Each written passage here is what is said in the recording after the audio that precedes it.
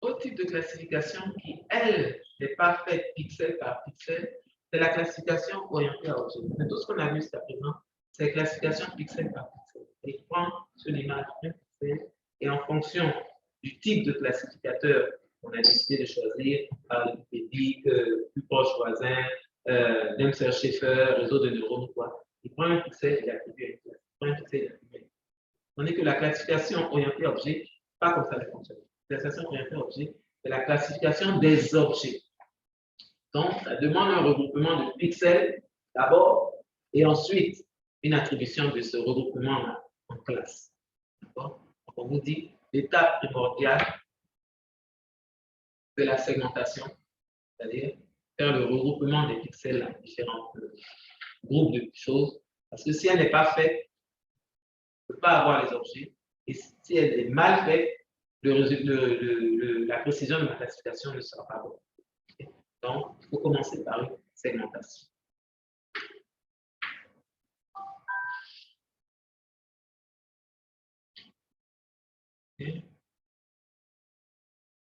Une fois que la segmentation est faite, maintenant on passe à la classification.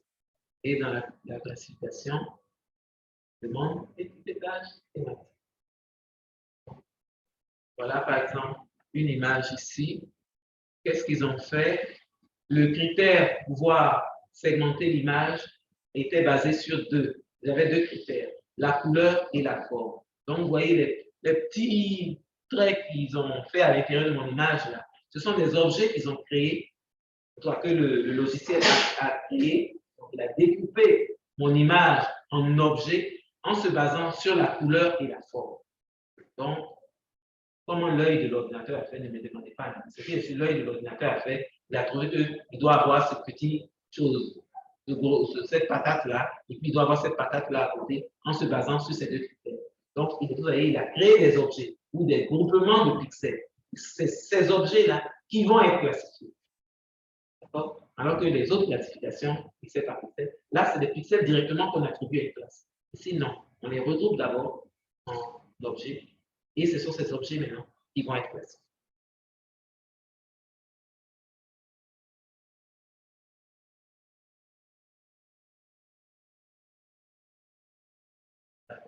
La segmentation. Une fois qu'ils ont fait ça, maintenant pour chacun de ces sites-là, ils vont aller choisir, pour chacune de ces régions, ils vont aller choisir des sites d'entraînement, dépendamment des classes qu'ils pensent trouver sur l'image. Voilà les sites d'entraînement. C'est vraiment partout. Il faut prendre ça un peu partout. Le bleu est très peu représenté parce que il n'y a pas assez de piscines dans le coin. Et c'est le résultat. C'est le résultat.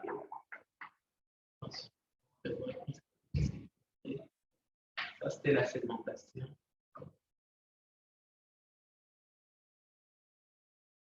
Ah non, là, c'est la classification. Donc, l'image est là. L'image segmentée tout à l'heure. Et là, ils ont classifié. Voilà les différentes classes qu'ils devaient identifier. Donc, tout ce qui est en vert pur ici, ce sont les arbres. Tout ce qui est en vert clair, surface verte. Surface verte, pas jardin, surface verte, ça peut être rouge, ça peut être quoi, mais c'est du vert. En rouge, ce sont des maisons. En bordeaux, là, ce sont des immeubles. Donc, sûrement que la texture devait être différente. Qu'ils puissent différencier les immeubles des maisons.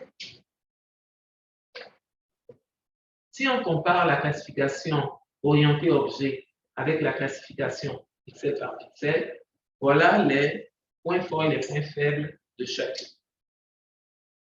La classification pixel par pixel, vous dites, peut faire la classification supervisée ou non supervisée.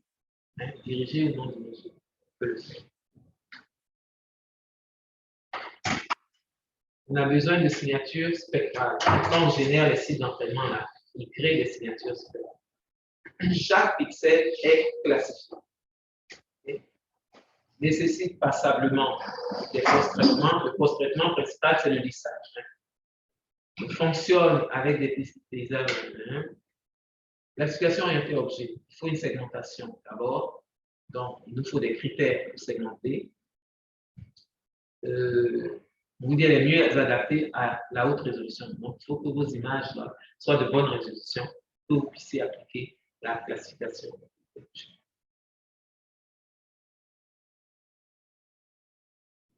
Voilà ce qui est important. Là, ce qui est important, l'évaluation. Il faut qu'on fasse ça. C'est très, très, très important. Oui. Nous venons de voir l'exemple des résolution classifiée. Par même sans classification, on arrive déjà à atteindre les différentes entités de question de sol. Quel est l'exemple encore des chercheurs à classifier les images de telle autorité? Les images de haute résolution, c'est comme des photos, d'accord? OK? Mais si tu veux juste voir, dire que c'est une photo, tu sais que c'est d'accord. Mais tu as par exemple quelqu'un qui veut aller faire, je sais pas, planter une usine quelque part, et puis il a une image, et puis il veut que tu lui dises que est-ce que ce site-là est approprié par rapport à son projet. Pour véritablement mettre de la couleur pour un profane. Toi, tu vois déjà, mais lui, est-ce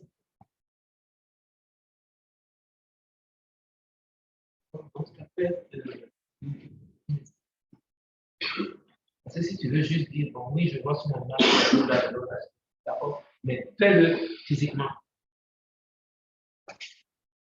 Donc, tu donnes la carte. Surtout si c'est une autre personne que tu veux faire. Il n'est pas allé sur le site. Tout ce que tu vois à rouge, en faisant ça. Ce que tu vois à vert.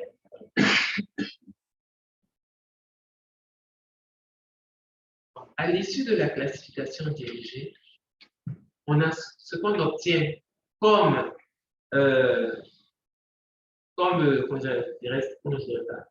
moyen quantitatif d'évaluer, c'est ce qu'on appelle la matrice de confusion, ou on peut l'appeler aussi tableau de contingence. D'accord?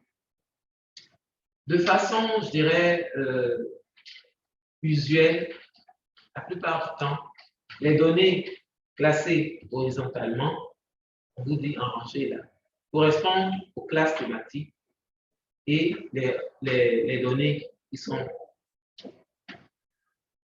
en colonne représentent, on vous dit, les résultats de la classification. Mais parfois, on inverse. C'est-à-dire, on peut avoir en colonne les données de classification et puis en ligne les données de vérification. Donc, quand vous avez votre matrice de confusion, il faut toujours regarder qu'est-ce qui est classification, qu'est-ce qui est référence. Parce qu'en fonction de ça, le comportement ou la gestion des résultats n'est pas la même. Okay? Donc, si on part sur la base que les données horizontales, donc, qui sont en rangée ici, vont être les classes thématiques, donc la réalité terrain, pendant que ce qui sera vertical ici vont représenter le résultat de la classification, on va voir ce qu'il faut en sortir. Les valeurs qui seront sur la diagonale, ici vont représenter ce qui a été, les pixels qui ont été correctement classifiés. Ce qui est sur la diagonale, c'est moi par rapport à moi. Hein? Donc, les matrices peuvent être données sous deux types. Soit en pixels, soit en pourcentage. Mais le plus souvent, on le donne en pixels. OK? Donc là, par exemple, elle est donnée en pixels. On peut la donner en pourcentage. On peut la donner en pourcentage. OK. Elle est en pourcentage. On va regarder.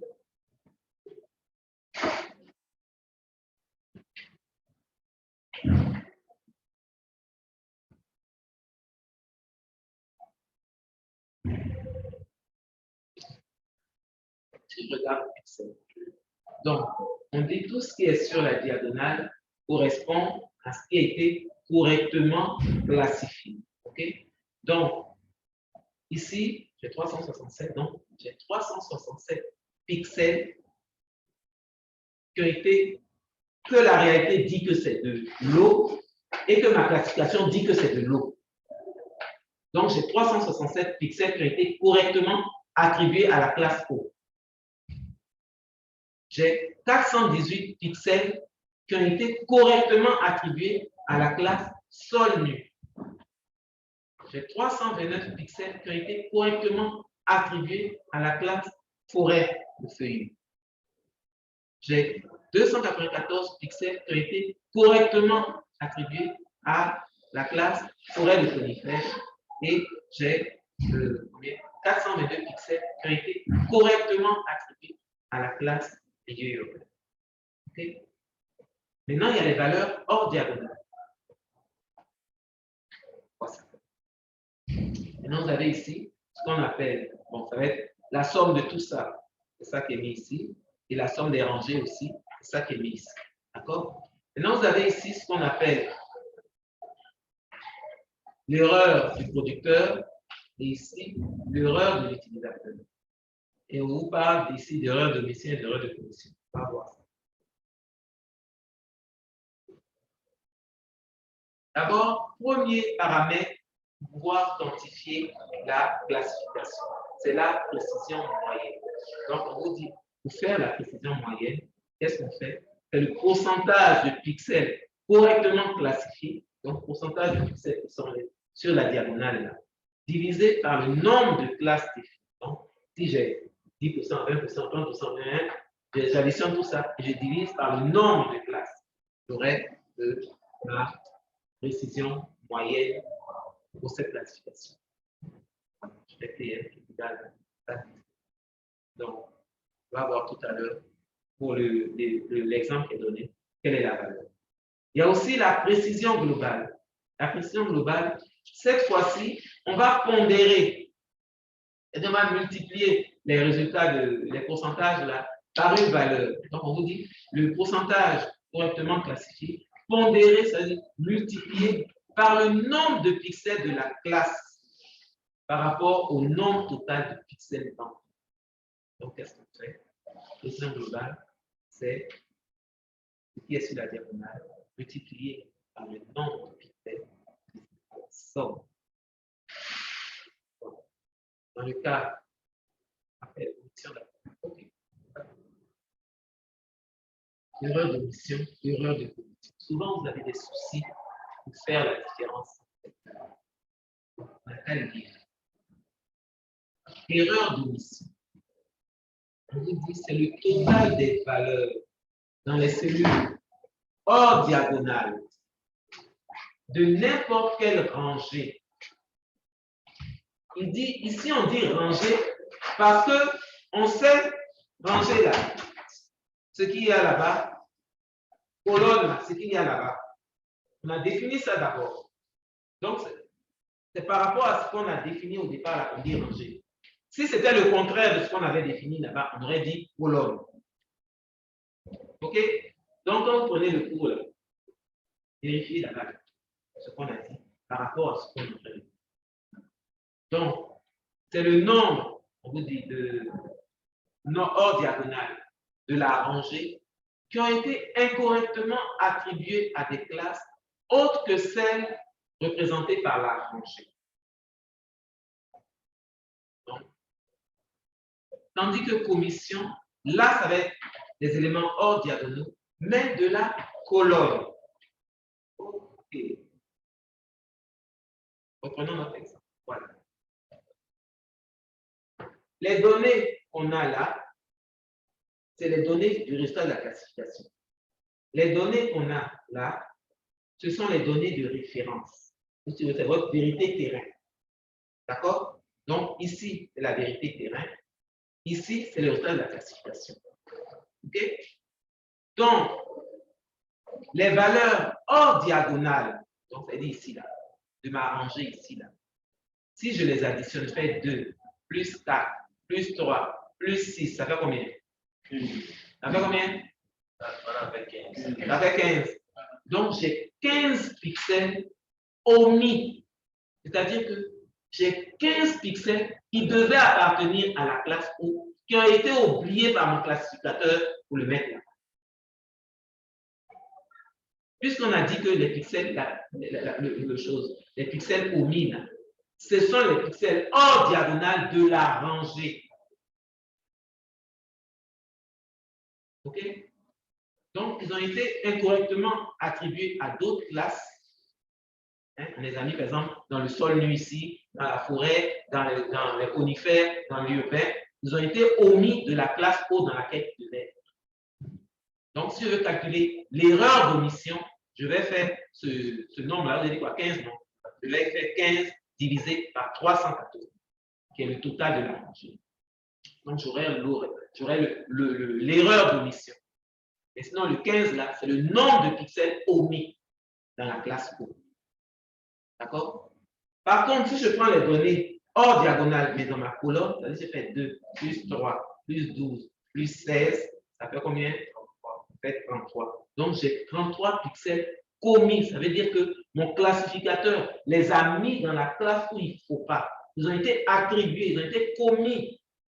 Les pixels O là ont été commis ici. 2 ont été mis dans le sol nu, 3 ont été mis dans les forêts de végétation verte, 12.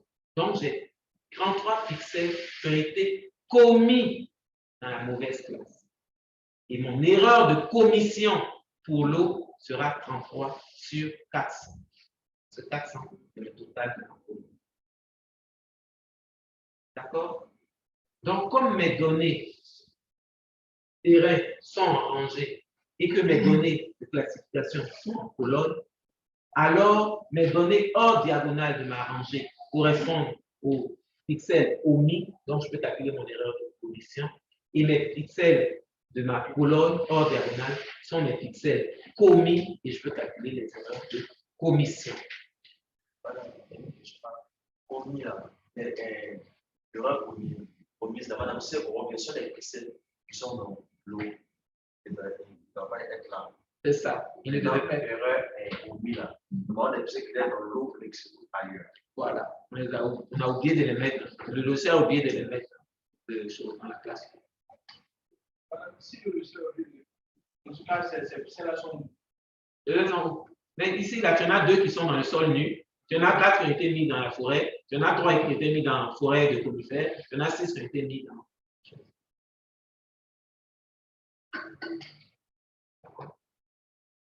Et qu'ici, ils ont été commis et on les a mis là-bas. Le classificateur a mis 2 pixels haut dans sol nu. Ici, c'est commis. Ils ont été commis, c'est-à-dire on les a mis là-bas. Dans l'eau, mais ce n'est pas les places. Ce n'est pas leur place. Le classificateur dit que c'est l'eau, alors que la réalité terrain dit que c'est le sol nu. Dans l'autre côté, c'est l'eau, mais ce n'est pas l'eau. C'est ça, c'est l'eau, mais ça n'a pas été mis dans l'eau. C'est ça. Ils ont été omis de la classe. D'accord? Souvent, ça vous crée. C'est vrai que c'est normal. C'est la première fois que vous êtes sur le dessus. Maintenant, on peut calculer ici les différentes erreurs. Erreurs de commission, erreurs de. Maintenant, vous voyez, il y a 2 types d'erreurs. Il y a l'erreur du producteur et il y a l'erreur de l'utilisateur. Quand on calcule, quelle est l'erreur qu'on fait? Est-ce que c'est l'erreur du producteur ou c'est l'erreur de l'utilisateur? On ne va pas jouer à la devinette. On va calculer qu'on va. Pour calculer la précision globale, on avait dit que c'était les pourcentages. Donc, regardez les pourcentages qui ont été pris. 91,6 fois 367. Où de 91,6 se trouve? Donc, dans quelle colonne? Dans quelle colonne? Lisez le titre de la colonne.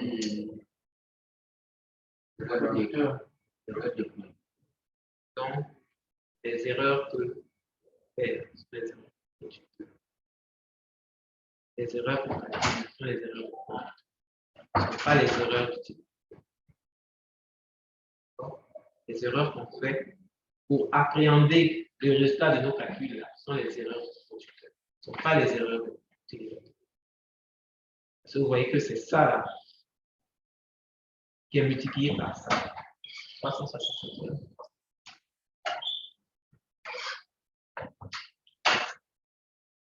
Correctement classifié. Donc, le nombre de pixels correctement classifiés, tous ceux qui sont en diagonale, prend ça multiplié par ça. Celui-là multiplié par ça. Celui-là multiplié par ça.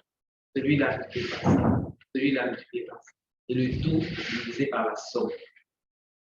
C'est ça qui donne la précision globale. Dans la précision moyenne, là, on ne fait que additionner tout ça et on divise par le nombre de classes. On a 1, 2, 3, 4, on a 5 classes, donc 96, 92, et on a la précision moyenne. Les précisions là sont quand même relativement bonnes. Okay? Supérieure à 70. Autre élément pour évaluer la qualité de la précision, c'est le coefficient kappa. Parce qu'on peut avoir de très bonnes précisions. Vous pouvez faire une classification, avoir 90%. Et comme je dis là, vous pouvez avoir un bon résultat, mais il faut avoir confiance au résultat. Hein? Vous avez 3 enfants qui vous racontent chacun une version bizarre. Celui qui a l'air, celui que vous savez qui ne ment pas, c'est la version la plus boiteuse. Mais lui, au moins, vous avez confiance en lui. Mais celui qui vous raconte la version la plus crédible, c'est le plus grand menteur. Oui, vous pouvez avoir 90% de résultats, mais ça peut être un mauvais résultat. Hein?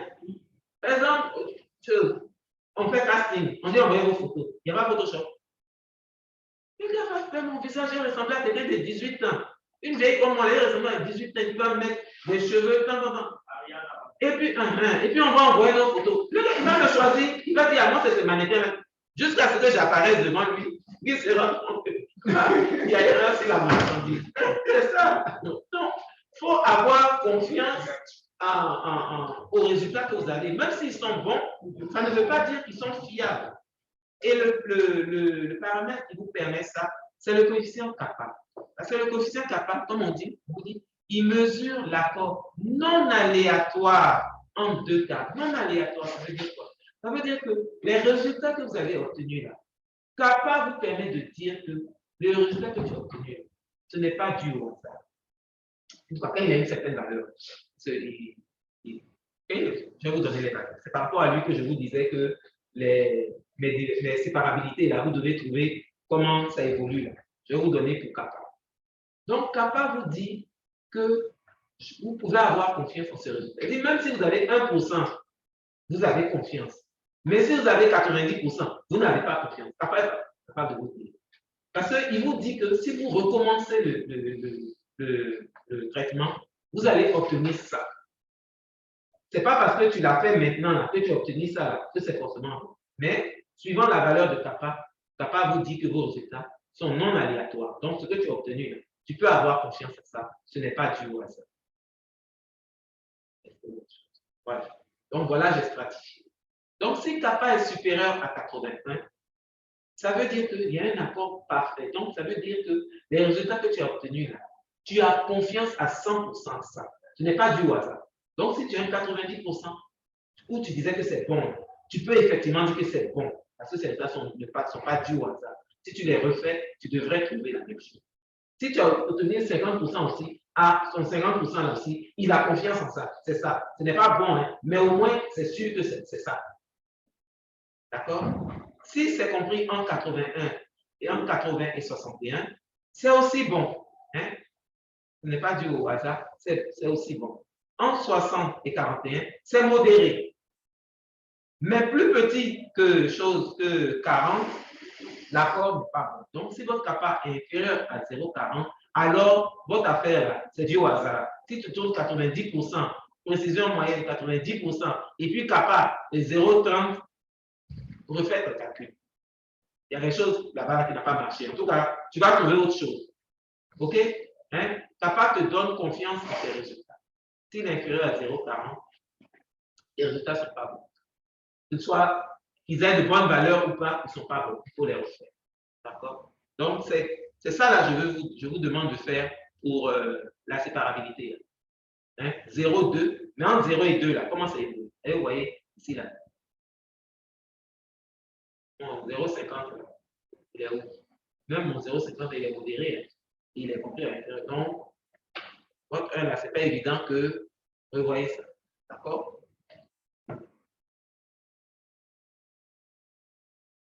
Donc, ici, le kappa, ils ont calculé, le trou, est-ce qu'il est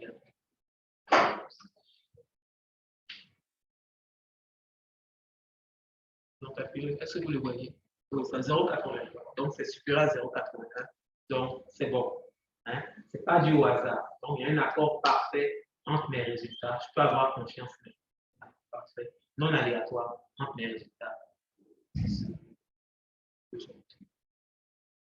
Une fois qu'on a donc la matrice de confusion, vous voyez qu'elle nous permet d'avoir tous les paramètres de calcul de la précision de ma classification. Je peux avoir la précision moyenne, je peux avoir la précision globale, je peux avoir les erreurs d'omission, je peux même calculer le kappa. Donc, je peux quantitativement évaluer ma classification. Une fois que la classification a été faite, si on est satisfait des résultats, l'étape suivante, c'est de faire le lissage. Le lissage, je vous ai dit, c'est vraiment pour enlever l'effet poivre-sel. Donc, les pixels perdus au milieu de grandes immensités, là, on les noie dans l'immensité dans laquelle ils sont. Et généralement, le filtrage qui est utilisé, il y a deux types de filtrage. Il y a soit le filtrage médian, soit le filtrage modal. Okay? Donc, par exemple, ici, comment ça se passe? C'est qu'on met notre fenêtre et on regarde les pixels qui sont autour. Médian, c'est la valeur médiane qu'on va prendre. Qu'est-ce qu'on appelle valeur médiane? La valeur. Vous pouvez le voir? Je sais qu'il a remis la chose. Quel film? Il a fait des vidéos, le cours, je ne sais pas. Il a remis ça à jour. Monsieur Oufoué. Je vous dis ça. Donc, je fais quoi? Hein? Donc, je fais quoi? Je dois faire quelque chose ou bien? Ah, vous m'informer, d'accord, merci beaucoup. Merci. Non, justement, c'est pour ça que je me pose la question. Non, il n'y a pas de souci. Voilà, on a fini. On va ajouter 10 minutes.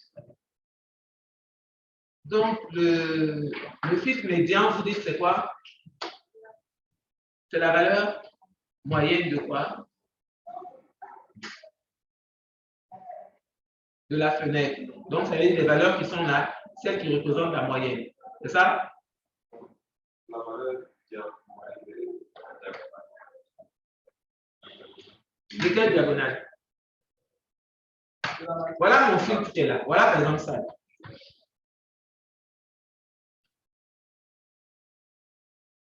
Il va attribuer et puis je passe le filtre médian. Comment il fonctionne? C'est-à-dire, voilà ma fenêtre et voilà les valeurs qu'il y avait. Ce pixel qui est là, hein, il vaut 9. D'accord? Et autour de lui, il y a pixel 3, il y a pixel 3, 3, 3, 3, 3, 3, 1. D'accord? Ça va pour tout le monde? Et ici, vous voyez, on lui attribue la valeur de 3. On remplace le 9 là par 3. Le lissage là remplace le 9 par 3. Okay.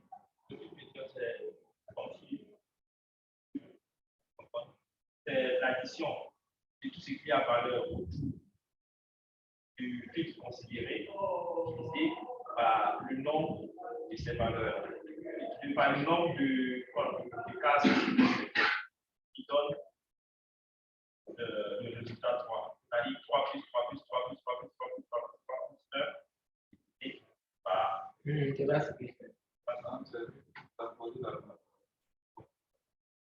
Non.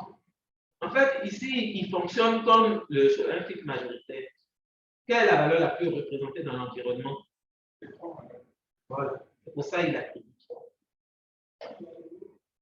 Et regarde dans l'environnement de la fenêtre de pixels, là, les plus proches, les 9, c'est 9. Hein? Donc 3, 4, 5, 6, 7, 8. Les 8 voisins de 9 là, quel est le plus représenté? C'est lui qui. C'est pour ça qu'il remplace le 9 par 3. Donc, effectivement, on n'a plus cet effet poivre-sel, puisque c'est la valeur la plus représentée.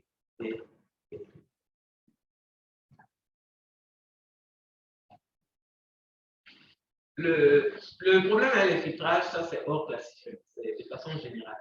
Le problème souvent avec le filtrage, c'est la taille de la fenêtre que vous allez choisir. Plus vous prenez une petite fenêtre, c'est tant mieux par rapport à une grande fenêtre. Mais le résultat, les pixels les plus au bord, eux ne pourront pas être filtrés. Si vous prenez une fenêtre de 3 par 3, c'est-à-dire le premier pixel que vous pouvez changer, c'est celui-là. Mais ceux-là, vous ne pourrez pas les changer. Parce que ma fenêtre ne peut pas aller là-bas. D'accord? Donc, souvent, au finish, ceux du bord là, eux ne sont pas touchés par le filtrage. C'est celui-là, en tout cas pour une fenêtre 3 sur 3, c'est celui-là qui sera le premier pixel à être changé. Donc, c'est la deuxième rangée, c'est le pixel de la deuxième rangée et de la deuxième colonne qui commenceront à être changés. Et le pixel de l'avant-dernière ligne et l'avant-dernière colonne, ils pourront être changés. En dehors de sa première ligne et première colonne là, et dernière ligne et dernière colonne, eux ne pourront pas être changés pour une fenêtre 3 sur 3. Maintenant, si vous prenez une fenêtre 5 sur 5, là encore, il faut shifter de deux lignes et 2 colonnes.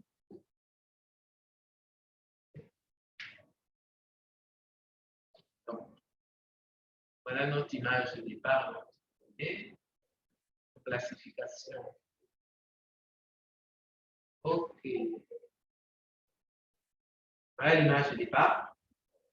Ici, classification par maximum de vraisemblance, donc c'est classification paramétrique dirigée. Ici, séquentielle, classification non dirigée. Qu'est-ce qui vous choque tout de suite quand vous regardez ces deux résultats classiques? C'est concernant l'agencement de si on voit comment dire, une image séquentielle, c'est beaucoup plus par rapport à max de ressemblance. Donc là-bas, les images sont les couleurs sont éparpillées un peu partout. Par le c'est un peu rangé, voilà, un peu parcelle. Quelle autre chose encore est choquante? La profondeur.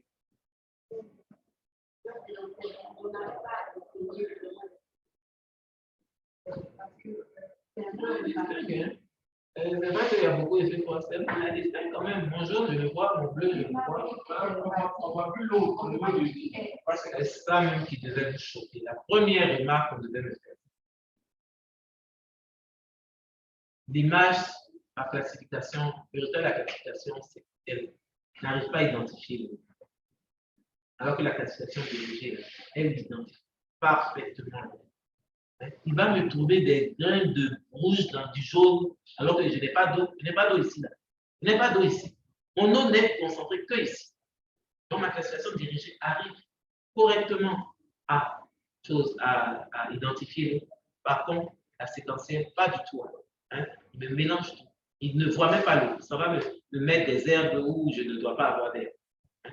Donc, c'est vraiment ça qui est la chose la plus choquante dans le ça, et puis le fait des effets poissels, c'est un peu mélangé.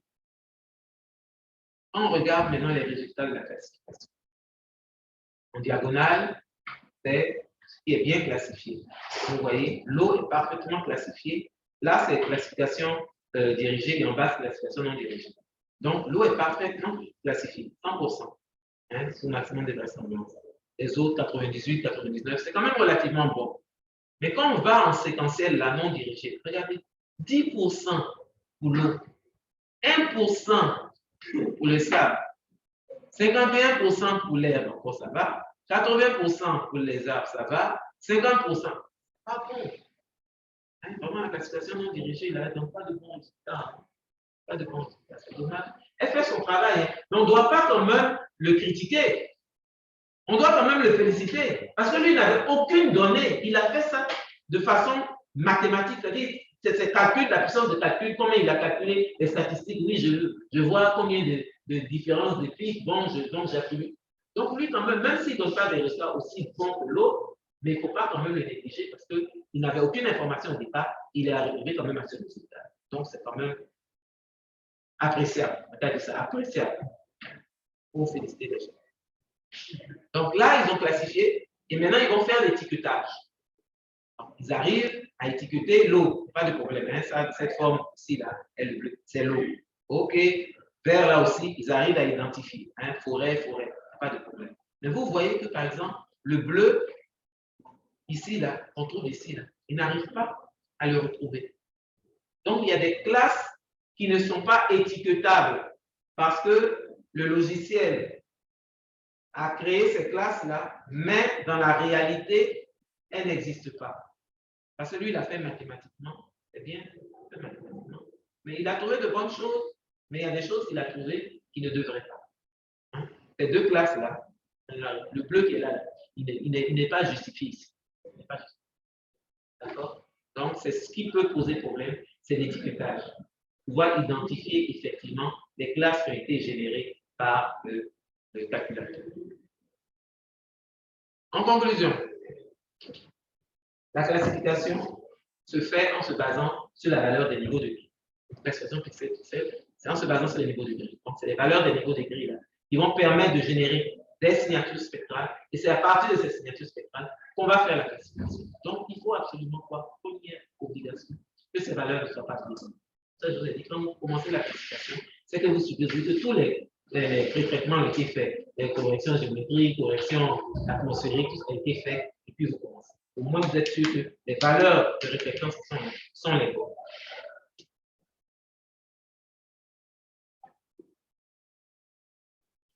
Le premier post-traitement en termes de classification non dirigée, on a dit que c'est l'étiquetage d'abord et après le lissage.